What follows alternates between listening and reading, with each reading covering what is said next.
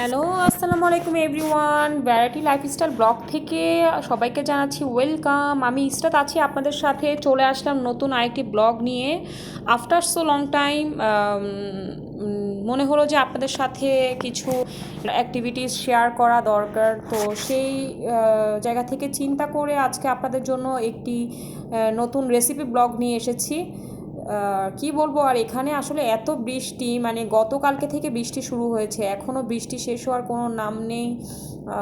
সকালে অফিস করে আসলাম, আসলে কি বলবো, পানি হাঁটু সমান উঠে উঠে আছে, মনে হচ্ছে যে এই পানিতে সাঁতার কাটা যাবে এরকম। তো অবস্থা খুবই খারাপ, মনে হচ্ছে সিডর বা ঘূর্ণিঝড়, বন্যা এরকম কোনো একটা দুর্যোগ হতে পারে, মানে আবহাওয়ার মাধ্যমে যেটা মনে হলো। তো পরে হচ্ছে অনেক কষ্ট কষ্ট করে অফিসে আসছি, এসে অফিস করে আহ, কি অফিসও এখনও শেষ হলো না, করছি স্টিল। তো সকালে অফিসে আসার আগে অনেক আর্লি মর্নিংয়ে উঠেছি। তো আজকে অফিসের সবার জন্য কিছু আইটেম বানালাম।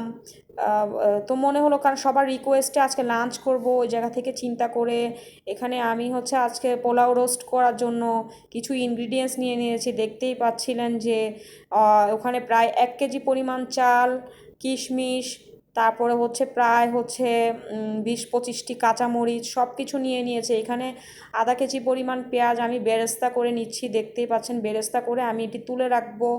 তারপর আপনারা সবাই কেমন আছেন আমাকে অবশ্যই কমেন্টস করে জানাবেন। আর যেটি বলতে চাই, আমার ভিডিও ব্লগগুলো যদি আপনাদের কাছে ভালো লেগে থাকে, সাবস্ক্রাইব করতে ভুলবেন না, বেল বাটনে ক্লিক করে ফলো দিয়ে রাখবেন।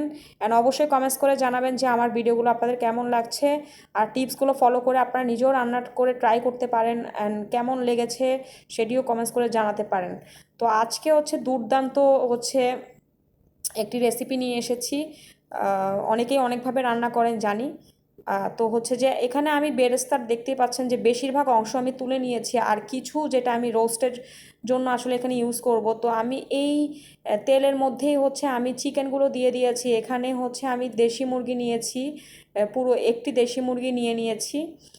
এখানে আমি হচ্ছে সবগুলোকে ভালো করে পিস করে ক্লিন করে নিয়েছিলাম। এখন আমি এগুলো ভালো করে তেলে কিছুক্ষণ ভাজবো বেরেস্তার সাথে।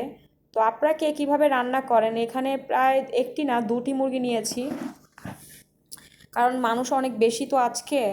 তো তাদের একটা আয়োজন আমাদের অফিসে, সবাই মিলে খাওয়া দাওয়া হবে। তো ওই জায়গা থেকে চিন্তা করে আসলে এত কিছু রান্না করা উদ্দেশ্য। তো আপনারা সবাই কেমন আছেন, আপনারা কে কী করছেন, আপনাদেরও মনের কথাগুলো শেয়ার করে জানাতে পারেন। আর শেয়ার করতে ভুলবেন না আমার ভিডিওগুলো, যদি ভালো লেগে থাকে লাইক কমেন্ট শেয়ার করতে ভুলবেন না। অ্যান্ড বেল বাটনে ক্লিক করে ফলো দিতে ভুলবেন না। প্রিভিয়াস ব্লগগুলো কেমন লেগেছে আমাকে তো আপনারা কমেন্টস করে কিছুই জানাচ্ছেন না। তো হচ্ছে যে আমি তো অপেক্ষায় থাকি যে আপনাদের কেমন লেগেছে আমাকে কমেন্টসের থ্রুতে আপনারা জানাবেন। অ্যান্ড হচ্ছে যে আপনাদের উৎসাহ পেলে আমি আরও নতুন কিছু ব্লগ নিয়ে আসবো। বাট মনে হয় না যে আপনারা আমার হচ্ছে ব্লগে খুব একটা খুশি বা খুব একটা আসলে বিনোদিত। তো জানি না কেমন লাগছে আপনাদের। তো আজকে পোলাও রোস্ট সবাই কম বেশি লাইক করেন জানি, আমিও খুব পছন্দ করি। তো এখানে দেখতেই পাচ্ছেন যে মুরগির মাংসগুলোকে তেলে কিছুক্ষণ ভেজে এখন আমি এই পর্যায়ে এখানে ½ চা চামচ পরিমাণ লবণ দিয়ে দিয়েছি। চাইলে একটু বাড়ে, ½ চা চামচ পরিমাণের থেকে একটু বেশি দিয়েছি, আবার বেশি দিলে হচ্ছে সমস্যা। তো লবণ দিয়ে দিয়েছি, এখন আর একটু ভালো করে নাড়াচাড়া করে নিচ্ছি। দেখতে পাচ্ছেন মুরগি থেকে একটু পানি বের হয়ে আসছে, পানিগুলোকে শুকাতে হবে। তারপর বলুন, মাথাটা আসলে এত ব্যথা করছে মানে বলার মতো না। আর বৃষ্টির কথা কি বলবো, টানা বৃষ্টি, মানে কিছু কিছু বৃষ্টি আছে যেটা আসলে আপনার কাছে ভালো লাগার মতো, ঝিরিঝিরি বৃষ্টি কিছুক্ষণ হয়ে থেমে যাওয়ার মতো।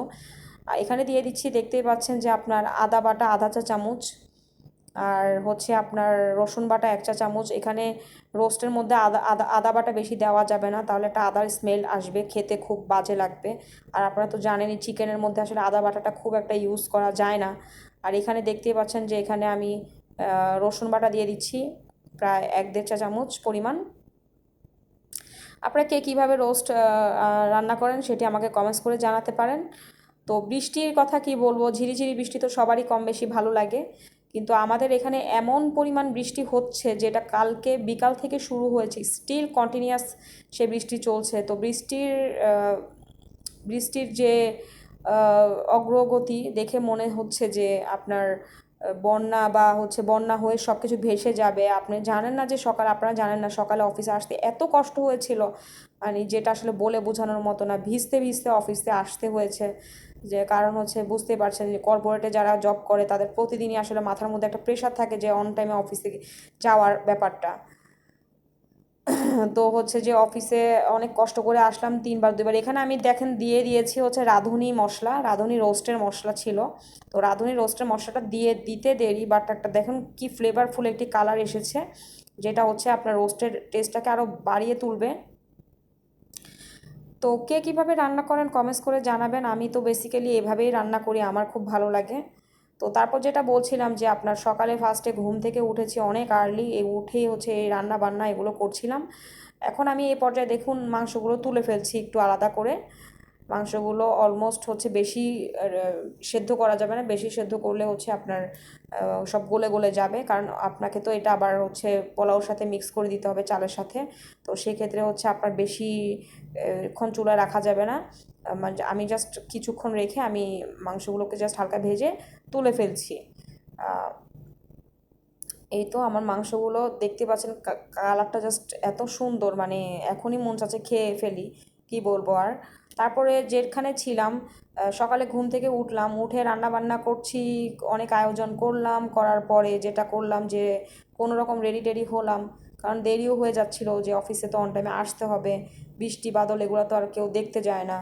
তো সকালে অফিস থেকে বাসা থেকে যখন বের হলাম তখনও গাড়ি পাচ্ছি না, কিছু না, রিক্সা পাওয়া যাচ্ছে না, কিছুই পাওয়া যাচ্ছে না, অফিসের গাড়িটাও আজকে আসে নাই।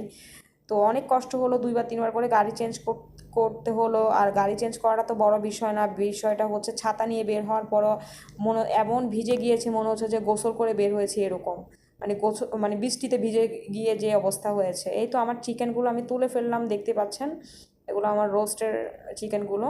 তো আমি এই মশলাটাতেই হচ্ছে আপনার চালগুলো দিয়ে দিব, মশলাটা একটু হচ্ছে কষাচ্ছি। তারপর যেটি হলো যে আপনার আস্তে আস্তে প্রচণ্ড ভেজে গিয়েছি, অ্যান্ড তারপর অফিসের সামনে একটা রাস্তা আছে, রাস্তার উপরে মানে এত পানি, মনে হচ্ছে যে আপনি ওই পানিতে সাঁতার কাটতে পারবেন, হাঁটু থেকে অনেকটাই উপরে পানি। সে পানির উপর দিয়ে হেঁটে হেঁটে আমার অফিস পর্যন্ত আসতে হলো। এই তো আমি হচ্ছে দেখতে পাচ্ছেন 1 কেজি চাল এখানে দিয়ে দিয়েছি, চালের সাথে হচ্ছে কাঁচামরিচ বড় করে, এগুলা ফালি করে কাটানো আস্ত কাঁচামরিচ, আর হচ্ছে আপনার এখানে আলু বাখারা আছে কিছু 2-4টা, আর কিশমিশও দিয়ে দিয়েছি। তো আপনার দেখতে পাচ্ছেন যে ভালো করে মশলার সাথে এটা নাড়িয়ে নিচ্ছি, খুব ভালো করে নাড়তে হবে, না হলে কিন্তু নিচে লেগে যাবে, আর নিচে লেগে গেলে আপনার আর টেস্টটাই আসবে না। আপনার পোলাও চাল যদি পুড়ে যায় তখন একটা পোড়া পোড়া স্মেল চলে আসবে। তো এই তো আমার হচ্ছে চালটা হচ্ছে অনেকটাই হচ্ছে দেখতে পাচ্ছেন যে অনেকটা হয়ে আসছে, ভালো করে নাড়াচাড়া করতে করতে অনেকটা সব কিছু মশলা টশলা মিশে গিয়েছে। তো কেমন লাগছে আজকের ভিডিও ব্লগটি আমাকে জানান আপনারা, কেমন লাগছে। এই পর্যায়ে আমি চিকেনটা দিয়ে দিচ্ছি, চিকেনটা দিয়ে আমি আরেকটু ভালো করে নাড়াচাড়া করে বিরিয়ানিটাকে দমে দিয়ে দিব। এই তো আমি হচ্ছে ভালো করে হচ্ছে চিকেনগুলোকে একটু দিয়ে দিচ্ছি, মিশিয়ে খুব জোরে জোরে নাড়বো না, একটু আলতো করে নাড়তে হবে, নাহলে চিকেনগুলো ভেঙে যাওয়ার একটা পসিবিলিটি আছে। আমার পোলাওটাও যখন অর্ধেক হয়ে যাবে সেই পর্যায়ে হচ্ছে আমি চিকেনগুলো দিয়ে দিব, তার আগে আবার দিয়ে দিলে চিকেনগুলো বেশি সেদ্ধ হয়ে যাবে, প্লাস হচ্ছে তখন আর খেতেও ভালো লাগবে না। তো এই তো আমি আস্তে আস্তে করে আলতো করে নাড়াচাড়া করে আপনার উপর দিয়ে যেটা করলাম, বিরিয়ানিটা দিয়ে দিলাম। আমি আর হচ্ছে চিকেনগুলোকে ওইভাবে নাড়াচাড়া করবো না, এরপর ঢেকে দিব, ঢেকে দিয়ে এটা দমে দিয়ে দিব, অটোমেটিক্যালি আপনার এটা হতে থাকবে। তো আপনারা কে কীভাবে রান্না করেন আমাকে কমেন্টস করে জানান। আশা করি আপনাদের হয়তো রান্নার স্টাইলটা একটু ডিফারেন্ট, বা এক একজনের এক এক রকম টিপস ফলো করে রান্না করে। তো আমি বেসিক্যালি এভাবেই রান্না করি। আপনি জাস্ট বিরিয়ানির কালারটা দেখেন, চিকেন বিরিয়ানির কালারটা এত সুন্দর একটা কালার এসেছে, যেটা আসলে বলার অপেক্ষা রাখে না। এই তো আমার হচ্ছে চিকেন বিরিয়ানির আউটলুক যেটা। এখন আমি এই উপরে হচ্ছে বেরেস্তাগুলো দিয়ে দিচ্ছি একেবারে শেষ স্টেজের দিকে, সুন্দর করে বেরেস্তাগুলো দিয়ে দিলাম। দেখতেই পাচ্ছেন এতটা কালারফুল ফ্লেভারফুল, জাস্ট ওয়াও। খেতেও অনেক মজা হয়েছে। আপনারা যদি এভাবে বানিয়ে 2-1 বার বাসায় ট্রাই করেন, আশা করি সবার খুব ভালো লাগবে। তো হচ্ছে যে এই তো আমার বিরিয়ানি অলমোস্ট ডান। আমি বেরেস্তাগুলোকে ভালো করে মিশিয়ে দিয়েছি, একটু এখন নাড়াচাড়া করে দিব। আমার আলু বাখারাগুলোও সেদ্ধ হয়ে গিয়েছে প্রপারলি, দেখতেই পাচ্ছেন। তো আজকের ব্লগ সবাই কাছে কেমন লেগেছে কমেন্টস করে জানাতে ভুলবেন না। যদি ভালো লেগে থাকে অবশ্যই ভ্যারাইটি লাইফস্টাইল ব্লগের সাথেই থাকবেন, আর আমার জন্য বেশি বেশি করে দোয়া করবেন যেন আমি একটু ভালো থাকি, সুস্থ থাকি। একটু অসুস্থ হয়ে যাচ্ছি আসলে, বৃষ্টির পানি মাথায় পড়ে মাথাটা প্রচণ্ড ব্যথা করছে। জানি না ভাইরাস জ্বর হবে কি না, কারণ এখন দেখছি ডানে বামে সামনে সবারই হচ্ছে আপনার কেমন যেন একটা জ্বর, গলা ব্যথা, কাশি, মানে সিজনাল একটা ভাইবসে মানুষের যে রোগগুলো হয়, রোগ না ডিজিজগুলো দিয়ে মানুষ সাফার করে, সেটা নিয়ে মানুষ খুব ভুক্তভোগী অবস্থায় আছে। আমিও তো হচ্ছে এখন আমারও শরীর খুব একটা ভালো না। তো সবাই দোয়া করবেন আমার জন্য। আমার চিকেনগুলো দেখতে পাচ্ছেন খুব ভালো করে সেদ্ধ হয়ে গিয়েছে। আমি চুলায় একটু রাখছি, একটু আঁচটা কমিয়ে দিব শেষে, আর আলতো করে নাড়াচাড়া করে দিব। নাড়াচাড়া না করলে আবার নিচ দিয়ে লেগে যাওয়ার একটা চান্সেস থাকবে, তখন খেতেও আর ভালো লাগবে না, বিরিয়ানিগুলো একেবারে লেগে লেগে যাবে। তো এই হচ্ছে আমার বিরিয়ানি অলমোস্ট হয়ে গেছে, দেখতেই পাচ্ছেন। তো কার কেমন লেগেছে অবশ্যই কমেন্টস করে জানান। আর আমি নিজেও একটু টেস্ট করেছি, তারপর অফিসে যখন নিয়ে আসলাম সবাই খেয়ে খুব প্রশংসা করেছে, মানে খুব জানতে চাচ্ছিলো যে কীভাবে রান্না করেছেন, একটু আমাদেরকে টিপস দিয়ে জানান। তো আমি বলেছি যে আমার ভিডিওটি আমি আপলোড করছি, তো সবাই দেখে নেবেন। এই তো আমার হচ্ছে বিরিয়ানির আউটলুক, দেখতে পাচ্ছেন সার্ভ করেছি, একটু পর একটু করে খাবো আর বাকিটা অফিসে নিয়ে যাব। তো সবাই খুব এনজয় করেছেন, আশা করি আমাকে জানাবেন। আর ভ্যারাইটি লাইফস্টাইল ব্লগের সাথেই থাকবেন, কেমন লেগেছে কমেন্টস করে জানাতে ভুলবেন না। তো আজকের ব্লগটি এখানেই শেষ করছি। তো সবাই ভ্যারাইটি লাইফস্টাইল ব্লগের সাথেই থাকেন, সাবস্ক্রাইব করবেন, অ্যান্ড লাইক কমেন্ট শেয়ার করতে ভুলবেন না। পরবর্তী ভিডিওর জন্য সবাইকে welcome, thank you so much.